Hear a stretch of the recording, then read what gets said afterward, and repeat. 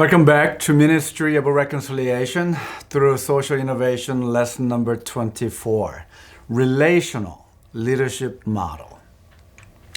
The relationship leadership model created by Susan Camibes is based on modern leadership model that prioritize mutual relationships. This theoretical model defines leadership as an ethical and collaborative process where people work together to achieve positive change. The 5 essential elements of the model are purposefulness, inclusiveness, empowerment, ethical practice, and a process-oriented approach. The unique aspect of this model is explicit inclusion of ethics as an indispensable aspect of leadership. It helps individual development their skills to effectively engage with others in a leadership role. When you look at Jesus' leadership style, you can actually emphasize the importance of relationship. Again, right? The relationship building was his leadership style, which remains relevant today. Effective leadership involves understanding people's problems and their circumstances, their life journey, and their influencing, factors of their behavior. How they have journeyed through their life. So you can understand why they say what they say, why they behave that way. So good leader should be able to analyze the situations and consider diverse perspectives, acting as both a change agent and also mentor. So Jesus' leadership of his discipleship exemplified this effort.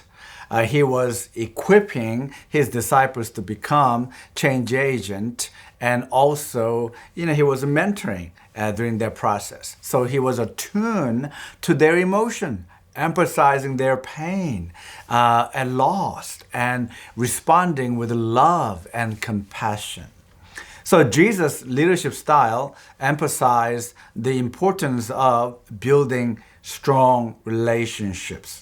By following his principles today, effective leadership will prioritize cultivating connections with others.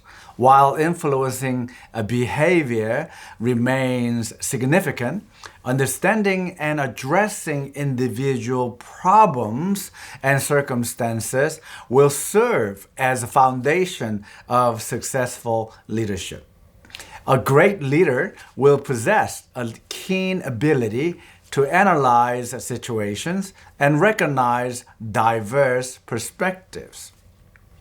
They will, when you begin to do that, then they would be known for their ability to inspire change and provide valuable mentorship.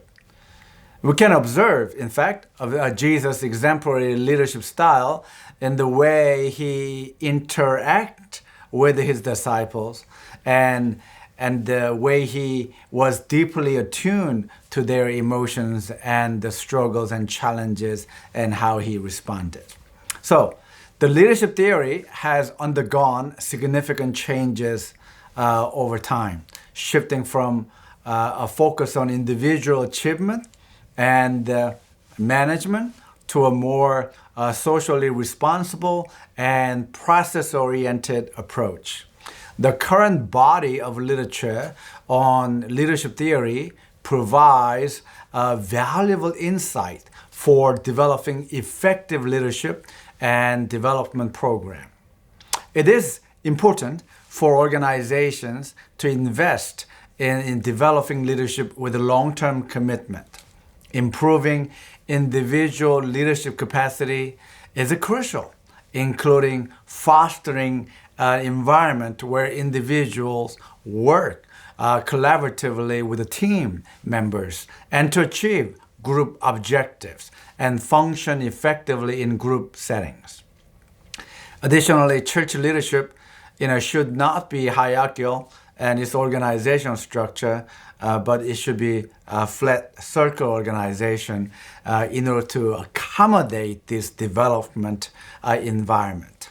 In any organization, all components are crucial and must operate in great deal of harmony. For church, it is inevitable. We must work together collectively.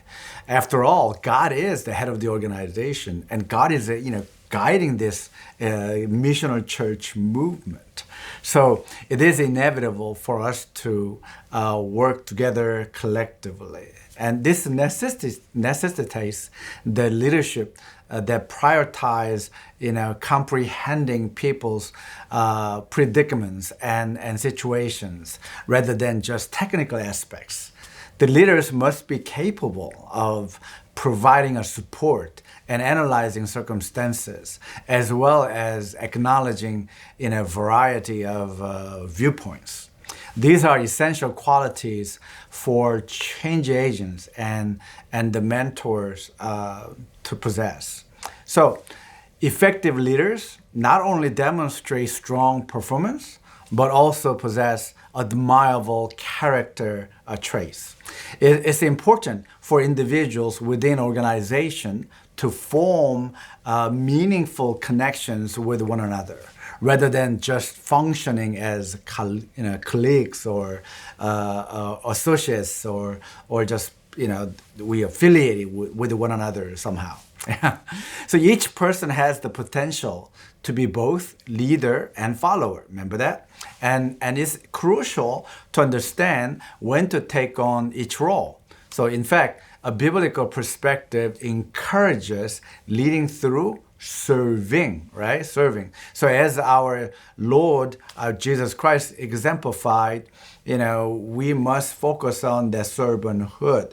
Ultimately, developing leadership skills throughout all levels of organization can lead to a greater success and the more cohesive team if we begin to focus on developing leading servants. So leaders can improve organizational behavior by adopting 3 managerial perspectives. 1, facilitative. Number 2, collaborative. And number 3, directive.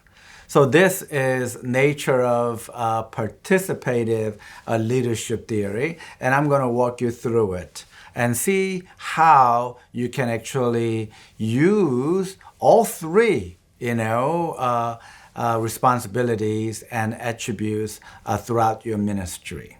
So facilitative is also known as delegation, delegating the responsibility. And collaborative is also known as joint decision-making process. And directive means, of course, autocratic decision-making process. Number 1, facilitative, is known as delegation. Effective team function relies on facilitative leadership. Even if you have your own agenda, a good leader will adopt a better alternative, options if it is presented by the group.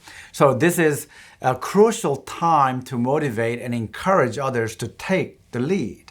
For example, if a leader attends a meeting with A agenda, but the group come up with, the different solutions like B or C, and the facilitator leader will make things easier and help get things done through valuing their contribution, their solution. So they recognize the synergy of bringing together the different strengths of individuals and working together.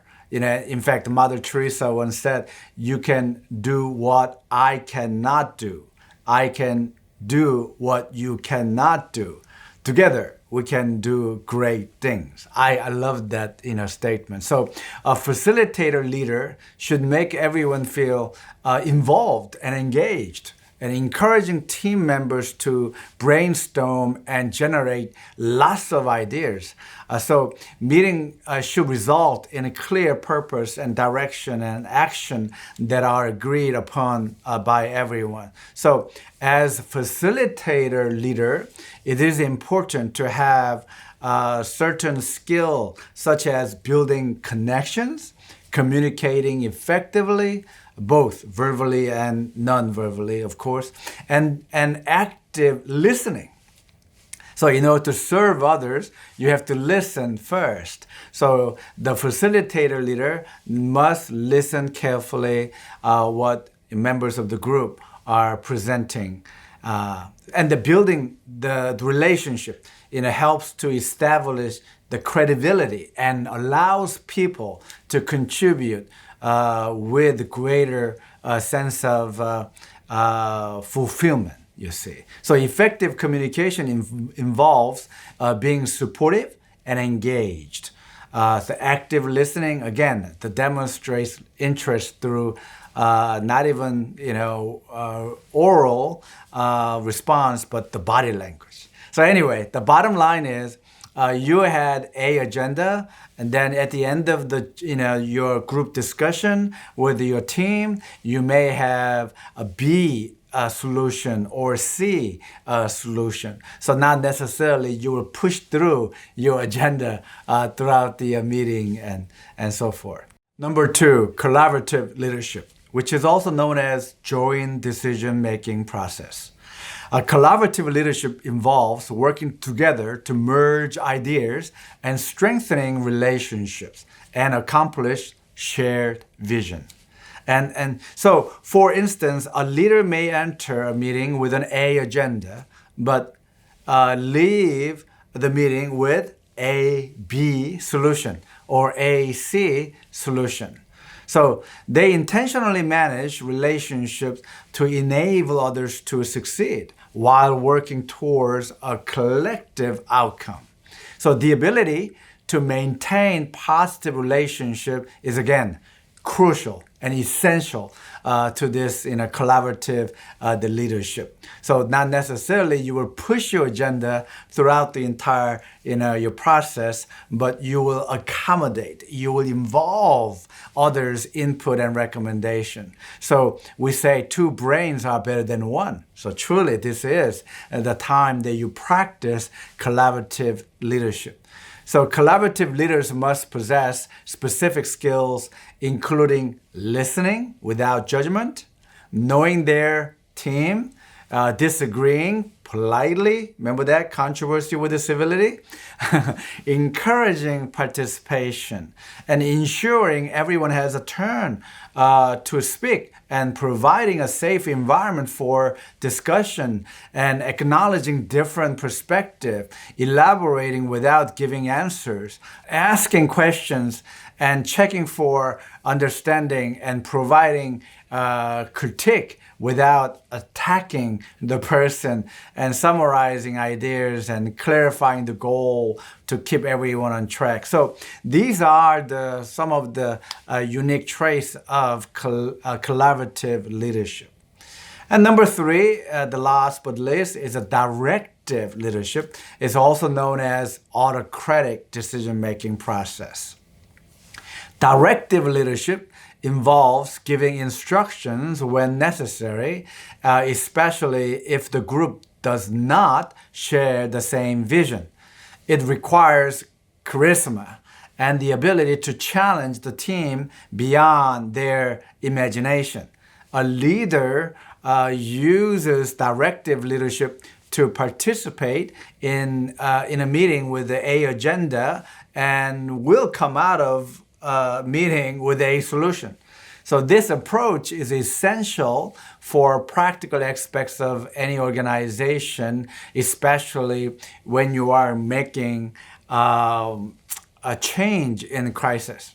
So directive leadership, directive leaders achieve goals by providing clear direction, why we must do this, why we have to change this, establishing objectives and evaluation criteria, and assigning roles and responsibility, and ensuring accuracy to eliminate mistakes. So you're not just telling people this is what we will do, but you are explaining why we must do this and how we're going to change and what will be implemented and how it will be evaluated at the end to measure our success. This leadership style can be seen as autocratic, focusing primarily on a goal accomplishment rather than supportive behaviors. However, it can be effective in situations where followers are inexperienced or there is a tight time frame for achieving a goal, like a crisis. We got to make an executive decision. We cannot just have committee meetings or task force meetings and project committee meeting. No, we got to move right now. So leaders must take care not to abuse their power, but this style accommodates diverse groups and can increase followers' sense of security and control. So make sure you do not abuse your executive power, unless it is absolutely necessary. The skills of directive leadership include giving direction, guiding and structuring activities, planning and scheduling, assigning responsibility, defining roles and communication patterns, and motivating and conveying expertise, and monitoring assignments and determining expectations and goals and work methods and so forth. So directive engagement is not always negative. There is a time and place for that. But if you are continually being directive, then people will start calling you a dictator. That's not a good thing. And then same thing as a facilitator. If you are just keep allowing people to do whatever they want to do, then people might call you wimp. So as a leader, it's important to recognize when to use different leadership style. Let me just give you an example. Let's say imagine I'm the captain of a pilot. I'm a pilot, okay? We are on the airplane. So you are my co-passengers and you are my co-pilots. So I'm a captain and I have a co-pilot, and we are leaving, let's say, in Chicago to go to South Korea.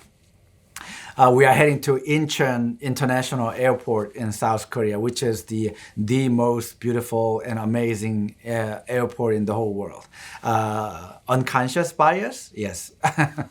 So the plane is crucial, right?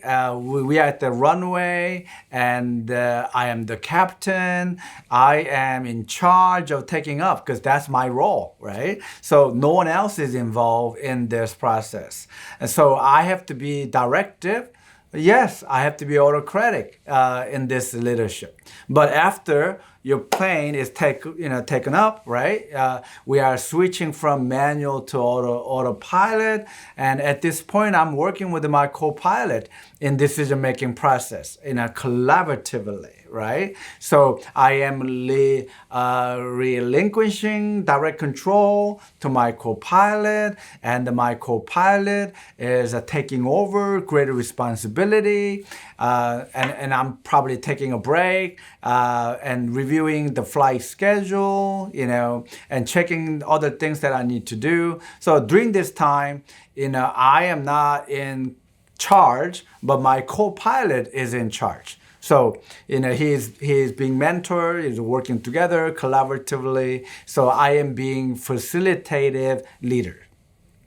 So, and then toward to the end of the journey, I will, of course, regain the responsibility. I see the Incheon airport, and I am in charge of landing, and my co-pilot is, working with me here. But I am, again, making that decision, landing. It's my responsibility. So, again, I have to be a directive. So during this flight, I began my journey as a directive, and then facilitative, and then collaborative, and then again directive again. So this is what we call situational leadership. Effective leadership requires a situational awareness and adaptability. The leaders must balance directiveness with collaboration and facilitation, as being too extreme in any direction can lead to a negative perceptions and outcomes. Like being directive all the time, people will call you a dictator. Being facilitative all the time, they will call you a wimp. So in order to lead people effectively and become a leading servant of the organization, you have to understand when to be directive, when to be facilitative, when to be collaborative. Now, why all this is necessary? Because actually this is about building relationship with the people. The hardest thing in life is changing people's mind. So, when you are connected with the people heart to heart, the amazing things happen. So people need to understand and have that conviction they can trust you. They can trust you, when you are directive. They can trust you when you are collaborative. They can trust you when you are facilitative. So that's why it's so critical for understand how to utilize those leadership role, situational leadership effectively. And in addition, remember that the three categories of taxonomy of leadership skills that we talked about it earlier in previous chapter, the technical and interpersonal and the conceptual. So technical skill set, as you know, is referred to that the very basic, right? The skill set that we need. And it says talking about specific activity that you need to do, that you need to have competencies in that skills. And then interpersonal skill set, of course, is about the relationship, right? Throughout the journey, you become intimate. And you begin to understand their complexity and of individual life and your organization and so forth. And then the third one is the conceptual skill set, the analytical skill set. So we're not just focusing on technical skill set where you learn the basic elements, 1 + 1 = 2, but in conceptual skill set, people are beginning to questioning why we do this. Is this the only way to do this? Can we come up with other solution and be more innovative ways to approach the challenge? So as a part of the exercise 24, first, reflect on situation where you have had engaged in all three leadership roles when you were in situational leader, like facilitative and collaborative and directive. So reflect on a situation where you actually exercise those three leadership roles. Then also write down the pros and cons of each role and consider how you could lead more effectively in future leadership development opportunity. Okay? So in a technical skill set and relationship skill and analytical, the conceptual skill set, right? So those three skill set, how can you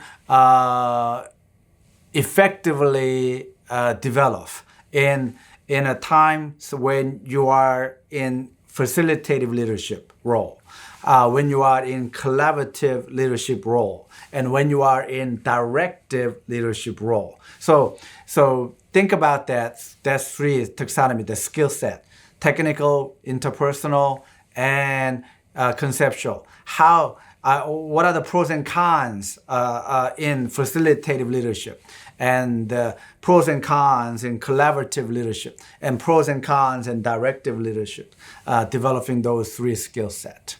That would be reflective learning on exercise 24.